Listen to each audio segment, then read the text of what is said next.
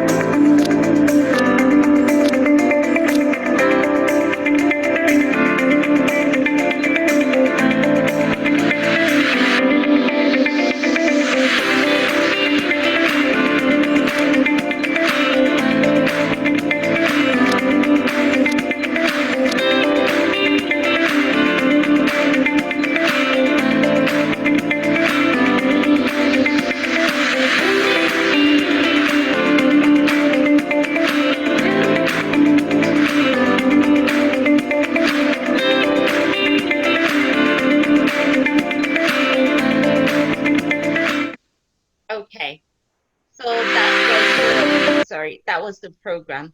And then we also have what is known as the Digital Learning Project. This is a new project that we are trying to roll out.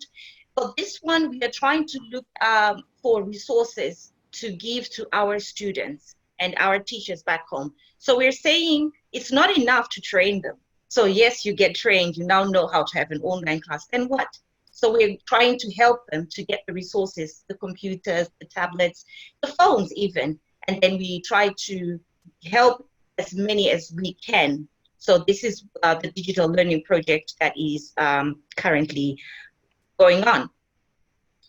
Coming to the thrust of why I'm here. Wanja, is it Wanja, right? Yes. Yes, you asked me to basically talk about disabilities, right? So I'm going to ask questions to everyone. What do you see in front of you? People who are actually have made a difference, have made an impact in their various industries, let's say Yes. sport. And we have one of my biggest hero, or rather someone I look up to, Stephen Hawking. Yes. Okay. What do you think? Guys, what do you think, ladies? Monique? Anything, and tell me anything that's coming out of your head right now when you look at this picture.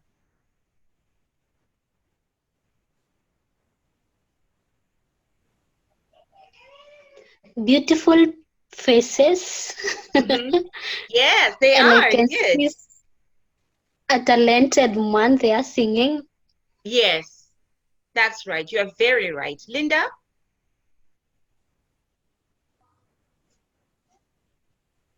Your microphone is on mute.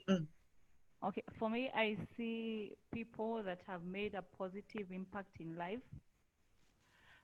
Yeah. Right. Thank you so much.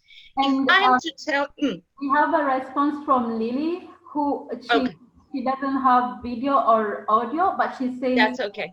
My girl Whoopi of ABC show. Yay! Right.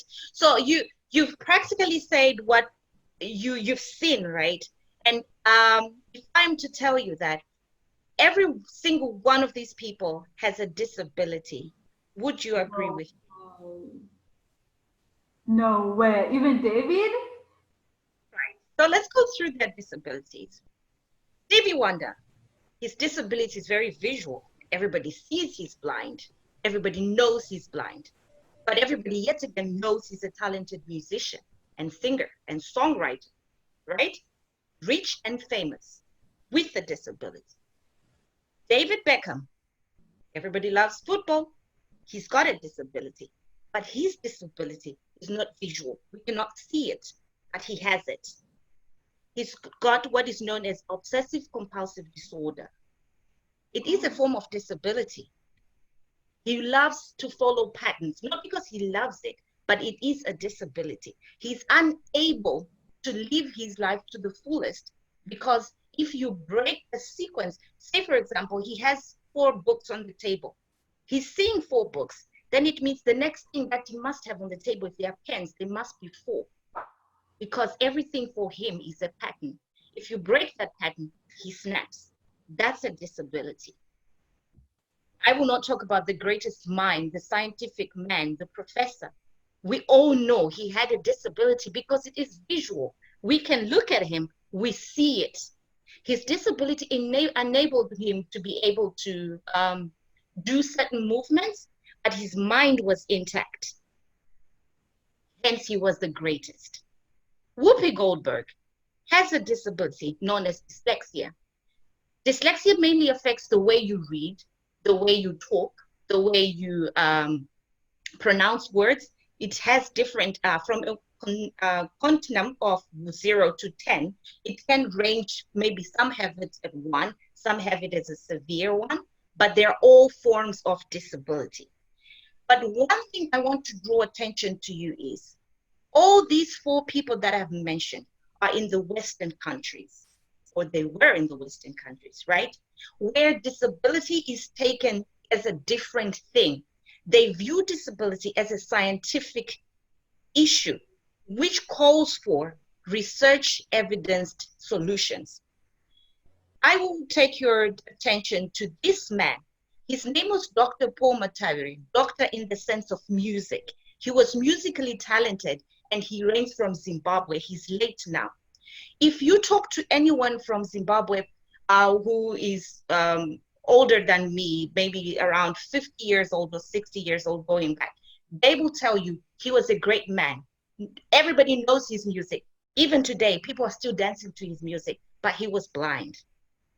My point is, look at this man and look at Stevie Wonder. What is the difference? They're both blind, but the difference is Stevie Wonder is wealthy and Paul Mataviri died a poor man. Why? Because of society, the concept that we have in society, looking down upon disabled people, not looking at them to give them their fullest potential. This is where we come in as professionals. This is where I stood and I said, you know what? According to the World Health Organization, there are over 1 billion people who have a disability. And the thing is, disability is not, comes to you through different forms. You are born disabled. You can get it due to contracting a disease. You can get disabled due to accidents, and even living in a house which is not well painted. Lead gets you disabled. It can be your mind, it can be your eyes, it can be your neurons, anything, but you are prone to get a disability sometime. So we are not safe just because I'm able to do what I'm able to do right now. I'm not safe. So what do we need to do? We need to create the services. We need to create the environment that is conducive for us and for everybody else so that we're able to live meaningful lives. So what am I talking about? Look at this picture here. School children, an example of school children who are disabled, the exact school children that we find in a situation in Africa. The disabled children are not taken seriously at all.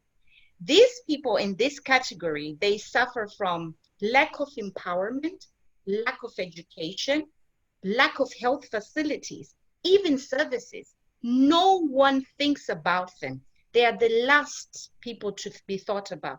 Right now, if we ask a person from the US, a person from Canada, how many disabled people are there in the country? They're able to tell you the statistics to the T.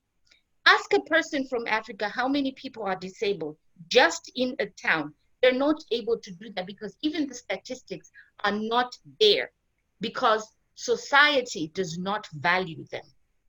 So what we need to do is to create a mindset where we say everybody matters first before their disability. So the reason why I chose to be a part of this is, as I alluded to earlier, everyone is prone to being disabled at any point in time. The fact that I wear glasses today, it means I have a sight problem. It can go south way. I could be part of the statistics. I am already part of the statistics because I wear glasses. I'm short-sighted. That's a disability. But it's a kind of disability that I can live with. That does not impede me from doing my job. But if it goes worse, then what stops me to being a part of these people? I could be counted as them. So my idea was, as a professional person, whatever profession you are in, you have a part to play, be it in advocacy, be it in awareness campaign, be it in your resources, whatever it is, you have a part to play in creating a conducive environment for disabled people. How do you do it? You begin in your house. You might have a brother or a neighbor who's disabled. How do you treat them? David Beckham, he has a disability, but his potential was not limited to that disability. He was given a chance. So what we can do at our level is to try and give each and every child, disabled or not, a chance to a fair and equitable education. That's number one. Identify what they're good at. These children might not be, because she suffers from a mental disability, she might not be able to do what an ordinary person can do academically, but she is able to do something like a skill, not this. I put this picture for us to see how much disability is looked down upon. Many times people who say they do charity work with people who are disabled just look at them as people who are merely good for making doormats. That's not the idea. They're able to do much, much more than this. Who knows, if she had a chance, she could be a great chef. She could be a baker. She could be a florist for all I know. Why are we limiting them to door making mats? It's not right. So why work with differently abled children? For me, using the term disabled children, I don't really like it, though it's a word that we can use, which means something that we all relate to, but they are differently abled because they are able. The key word is there is something they can do better than you, better than me. Just like famous Einstein said, he also had a disability, by the way. Everybody is a genius, but if you judge a fish by its ability to climb a tree, it will live its whole life believing that it is stupid. So do not be fond of judging people by things that you think they should be able to do. Why not judge them by the things that they are able to do? So for me and my organization, we believe that let's treat people as humans first before judging and looking at their disabilities. How can we know their capabilities if they aren't given an opportunity to learn? SDG 4, equal, equitable education for all. And simply, I believe it's just a calling that I have to work with these kind of people. Final thoughts. Disability is a social construct. It takes you and me to demystify conceptions people have about the differently abled children. Make up your mind today and become a part of the generation in Africa that values others because they are humans first and they have vast potential. Thank you, everyone, for your listening. Thank you so much, Chisha. Thank you so No, very thank much. you. This was a very eye-opening kind of talk. I feel like I've not been playing enough part in that sense. Like I spend so much energy and time trying to empower women, and it's so sad that I haven't done one single thing that I can say that I have advocated for differently able. Thank you for that term, by the way. For That's differently all right. able, welcome, differently abled people, and I feel now I have a responsibility to do that. So I'm so personally grateful for this. I Thank have you. one question as the other Q&As come in. Okay. You mentioned that we can play the part of advocating for differently abled people. Do you Yes. have a few ideas of how we can go about that? Because most of us are still students, we're not sure which part you can play, but you have some experience in that industry. So in our place, in our position today, in what ways would you advise us to advocate? Like, how would we go about that? Okay. So advocacy comes in different ways. So I will give an example as a student. Whatever you do, okay, let me start as a professional and try to zoom in down as a student.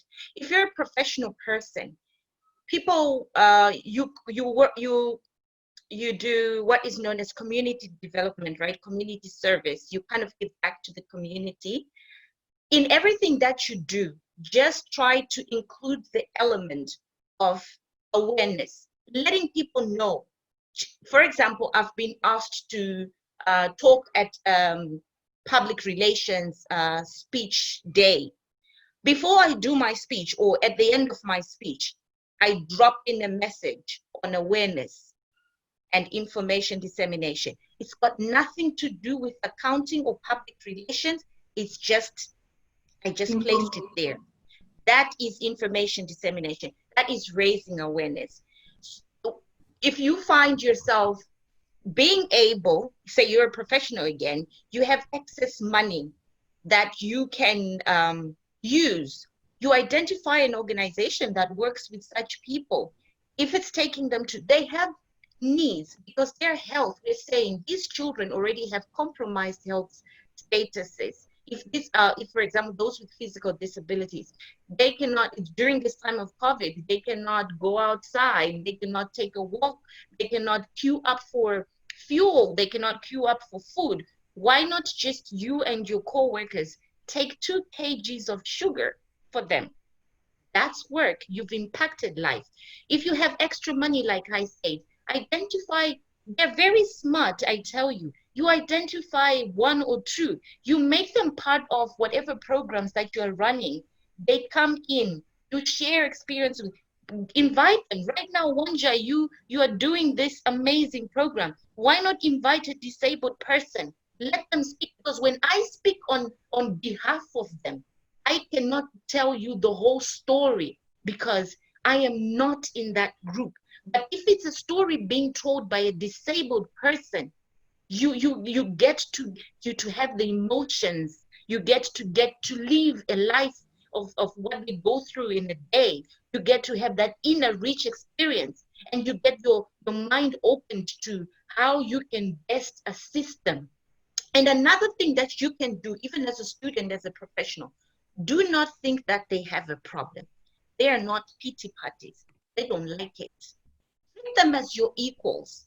Treat them as your peers. Engage in conversation with them.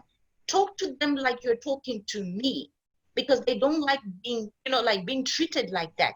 Invite them for your I don't know, your cultural day programs, your day outs, your whatever. Make them part of your community. This is inclusive communities. We advocate for inclusive communities. You might not be able to have a platform to talk about it, but you can practice that even at school level or even at professional level. Yes. Oh, thank you so much. That's that is a very rich answer that has so many ideas that we could actually work on. For example, the information dissemination, that's something that we can actually do today. Give them a platform to communicate. For example, if we're thinking of, for example, let's say we have this series of learning to lead. We can ask someone in finance, but who has a disability, who exactly, and then can that is true. Yes. Mm-hmm. And then give them an opportunity to serve.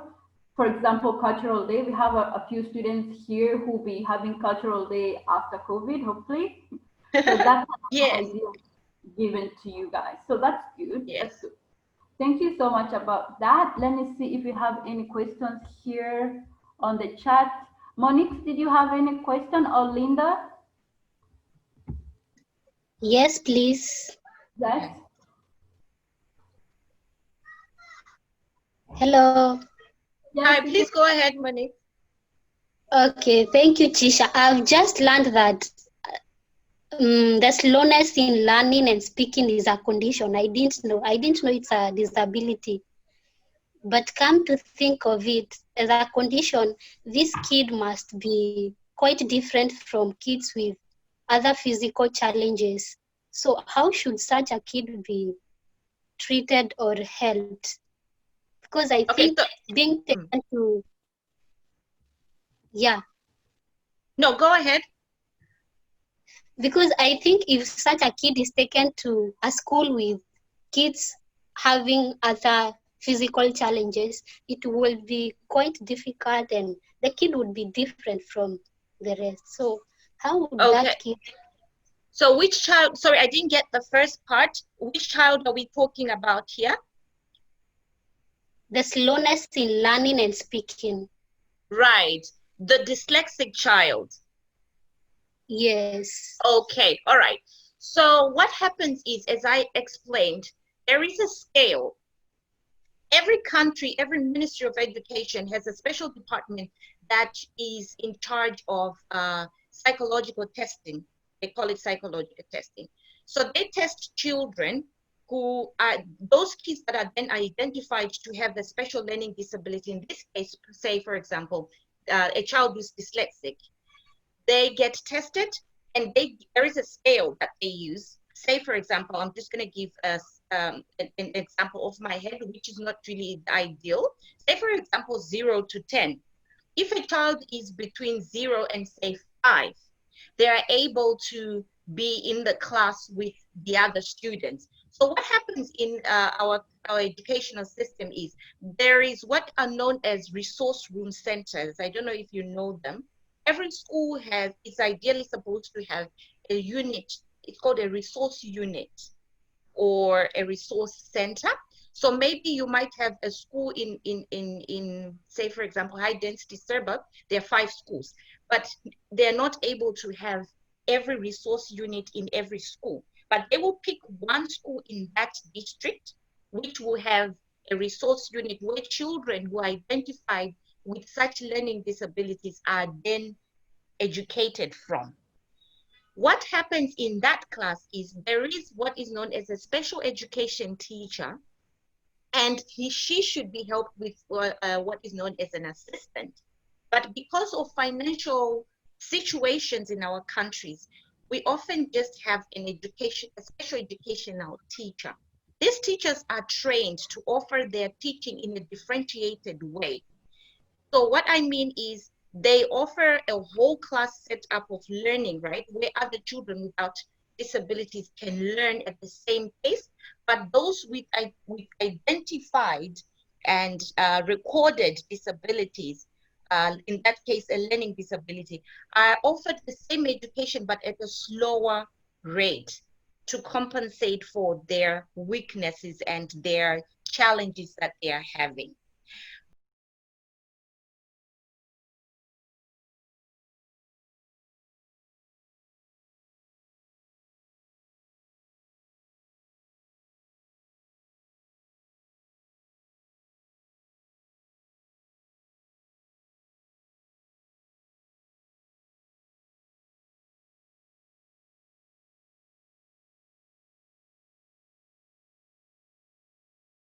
But the children with physical disability, so in a classroom, say in a special resource room, there shouldn't be more than maybe 5 children with various disabilities because there is one teacher. Because remember, this teacher is in charge of taking care of the one that is partially blind, is found in the same class. So teacher has to make special accommodations for that child. You have one who's also got physical disabilities. Maybe he writes with his foot. He's found in the same class. The teacher has to make sure he's able to write his work. And you also have that one with special learning disabilities. The teacher also has to make sure that that child is able to be at the same level. So it is a challenge, but it is possible that all these children can be housed in the same classroom if the teacher is given enough assistance. But many times what is happening is these children are just being packed in a classroom, and the teacher, there's only, if you look at the school, there's only one special education teacher. You tell me, how much can this teacher do? Not much. But if children's disabilities are well assessed and they're grouped according to their abilities, and enough resources is given in terms of the adaptive things they need to use, like special pens, like maybe braille reading, or maybe auditory hearing aids, they're able to be housed in one classroom. But for those who then fall at the end of the spectrum, maybe from 6 to 10, on that scale that I talked about, the assessment scale, they cannot be housed in mainstream schools. They now go to special schools. This is where you find you have special schools for the deaf, special schools for the blind, special schools for children who are really severely physically disabled. There, they will have special, because their education is not only going to be a classroom one, it's going to be a rehabilitating education where they're being taught life skills, how to move, how to feed themselves. They're being taught to be like a whole, complete whole person. So those children at the end of the spectrum cannot at any point be mixed with those at the far end of the other spectrum. But this is not the ideal case that we have in back home because of lack of resources. I don't know if that was clear.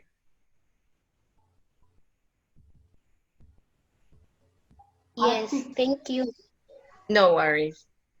Hey, Chisha, we have another So you question. see, we still have a lot to do. So we can then say, if you want to help, then you can identify maybe one child from that situation, and you can even pay for their education in a special school. You would have done a lot because you have taken that child out from the general just pushing in and saying the child is at school but really not getting anything, and taking them to the appropriate setup where they need to be. So we have a part we can contribute today, which could be Definitely. sponsoring a student Exactly.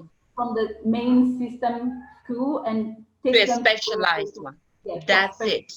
Oh, okay. Yes, that's Now you it, right? see that you have the awareness of this is actually a disability that can be changed, that can be, Yes, you can empower this kid even though when they're in a normal school they feel not as empowered. You can empower them, exactly. take them to an institution where they are actually taken care of and attention is paid to them. That is very true. That is very true. Because many a times people don't really know this because they just think, he's at school. Because that is why you find in a disabled, like maybe in a mainstream class, you would find a student who is 20 years old being put in the same class with a child who is 6 years old and they're all in grade 1. How is that?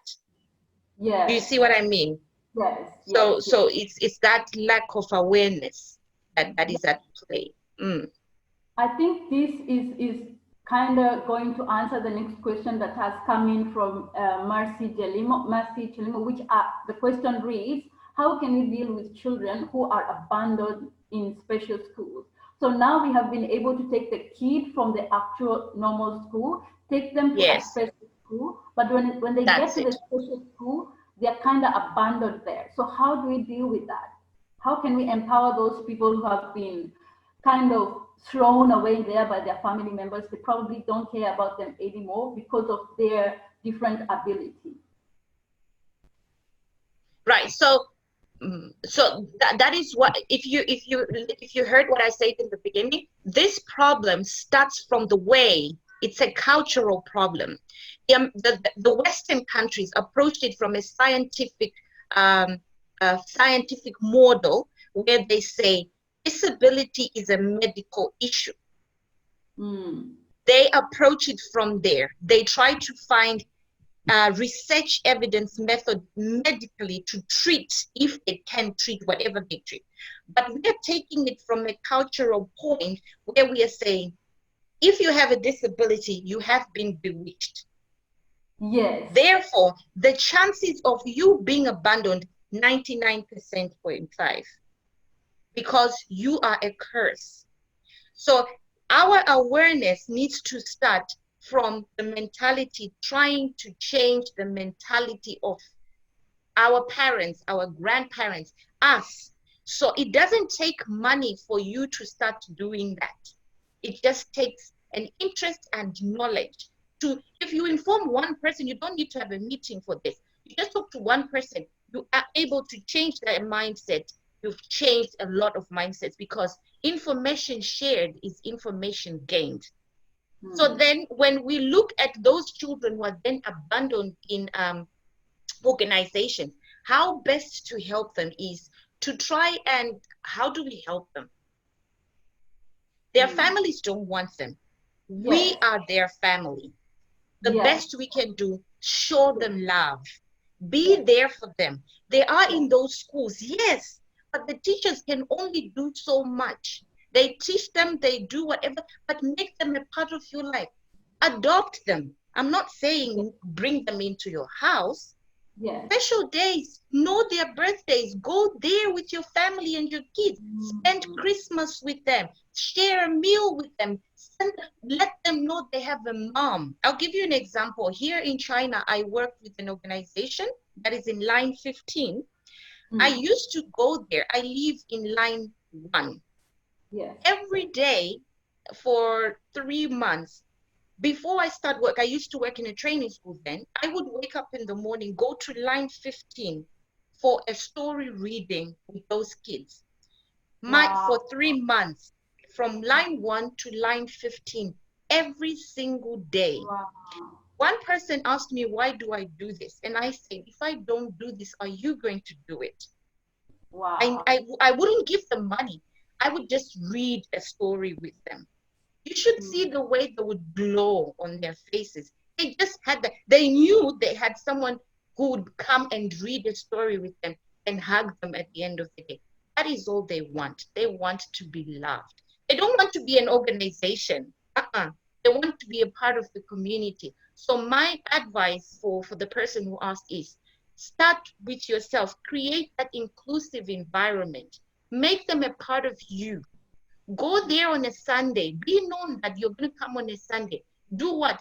Play football. Read a book. Just sit and chill with them. 30 minutes of your Sunday, I don't think that's going to kill you. But it's going to make you a better person. And you're going to be remembered by the people that have been forsaken by this society.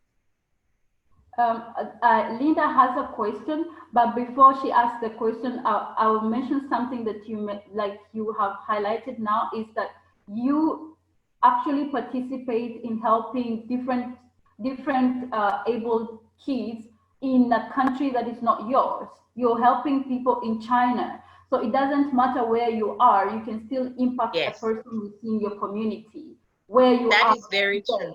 Yes. Yes. You don't Home is where you are, Wanja. Home is where you are. Yes, yes. So if you're going to be here for 5 years, are you going to wait until you go back home to start advocacy? No. Start with your neighbor. Linda. Okay. I have a question to Chisha. Okay, Linda, go ahead.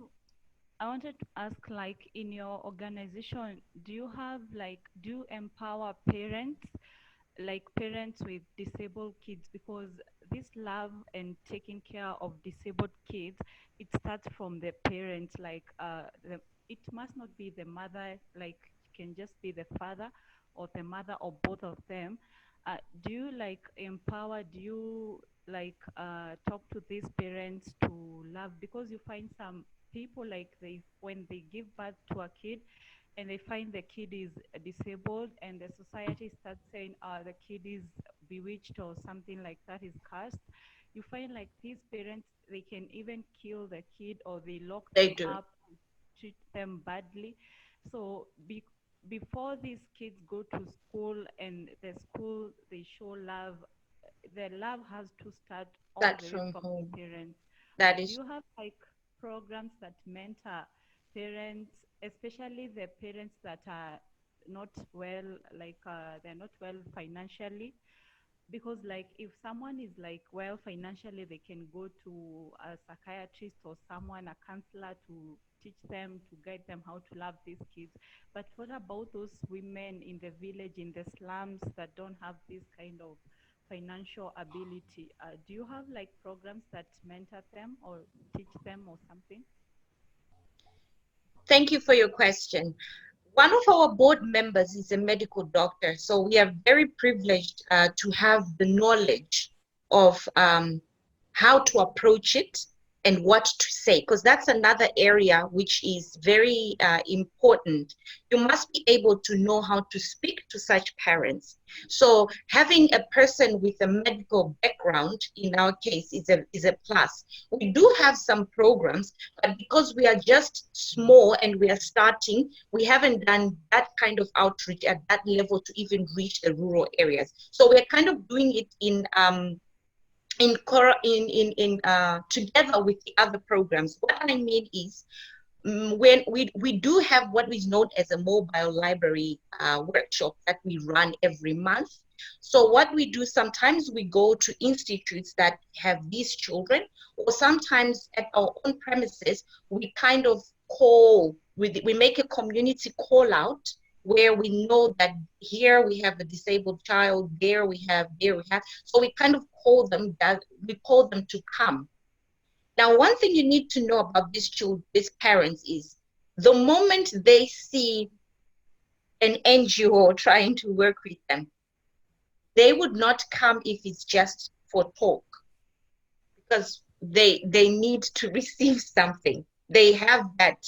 If I go there, I'm going to receive something. So our activities sometimes are limited because of that. So we reduce them to a point in time where we have something to give.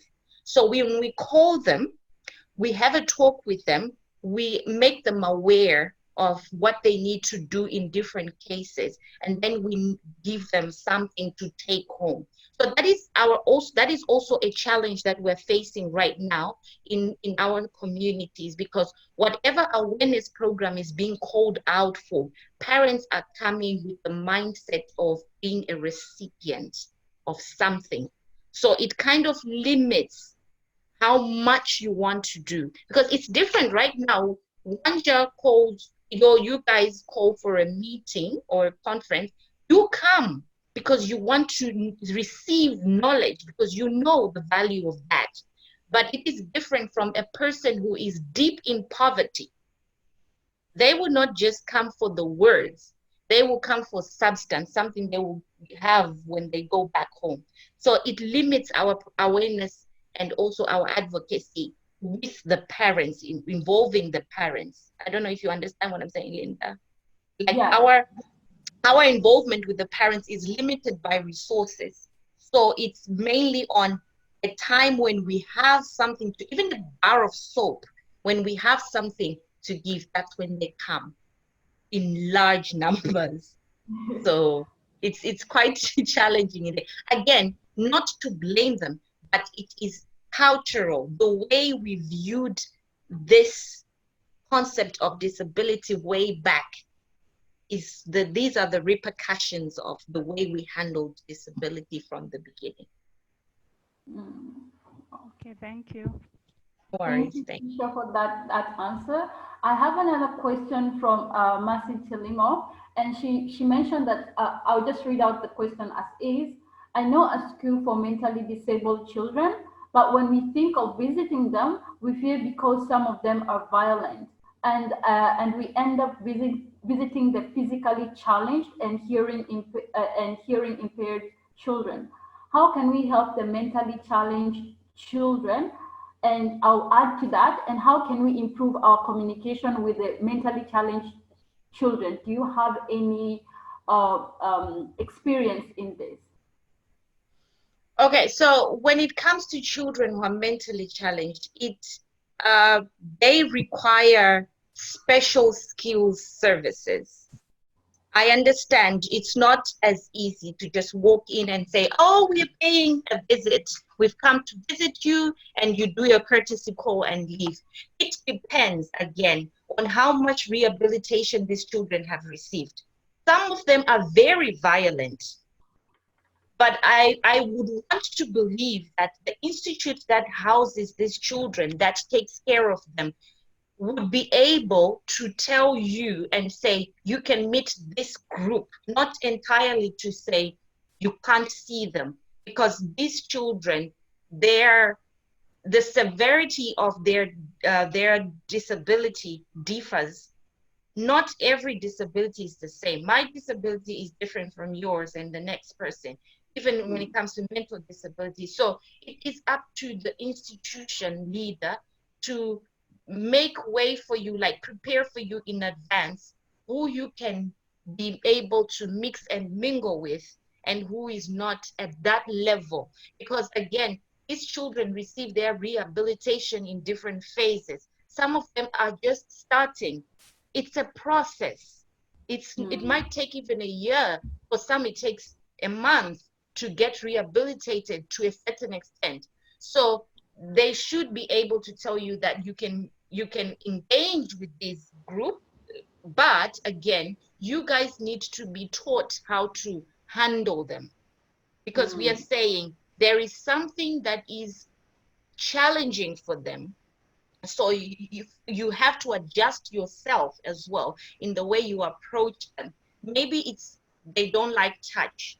Maybe they don't like eye contact. So before you go there, you are kind of made aware and get a little training on how to handle these. So that's what I would say on that regard.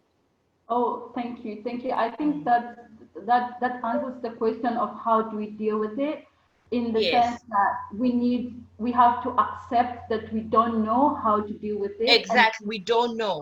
And That's yes, number we don't one. know. Yes, Then we ask, how can we deal with them? And then be exactly. willing to Yes. learn. So even at home, you might find that maybe your neighbor has a child that has a mental disability. The next thing they do is lock them up or chain them up.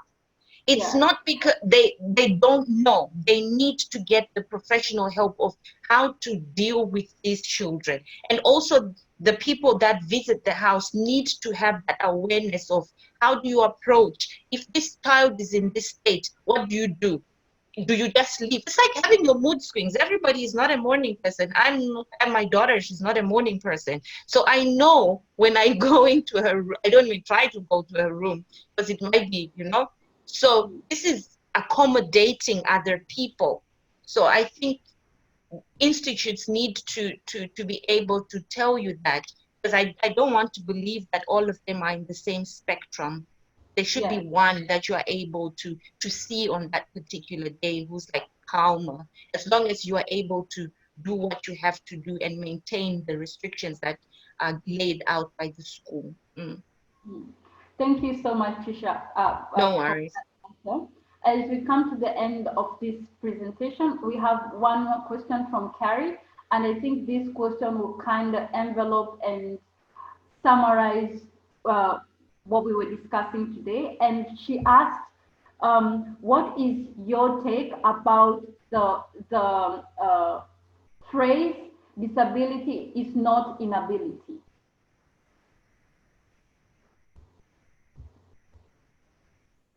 To answer that, I refer back to the great man. Everybody is a genius. Hence, disability is not inability. They are a genius in some way or the other. It takes you and me to find out, to take time to know their capabilities.